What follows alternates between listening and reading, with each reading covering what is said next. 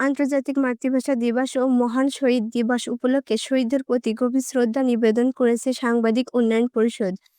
২১শে ফেব্রুয়ারি প্রথম প্রহরে কেন্দ্রীয় শহীদ মিনারে ফুল দিয়ে ভাষা শহীদদের স্মরণ করেন সংগঠনের নেতৃবৃন্দ ও সদস্যরা।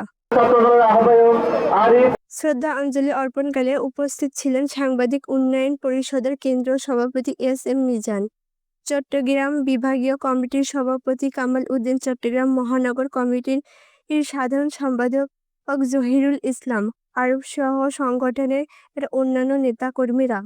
এ সময় নেতৃবৃন্দ বলেন, ১৯৫২ সালের ভাষা আন্দোলনের শহীদদের আত্মত্যাগের মধ্য দিয়ে বাঙালি জাতির মাতৃভাষার অধিকার প্রতিষ্ঠা করেছে।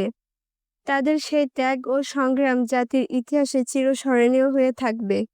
তারা ভাষা শহীদদের আদর্শ ধারণ করে দেশ, জাতি ও মাতৃভাষার মর্যাদা রক্ষায় কাজ করার প্রত্যয় ব্যক্ত করেন।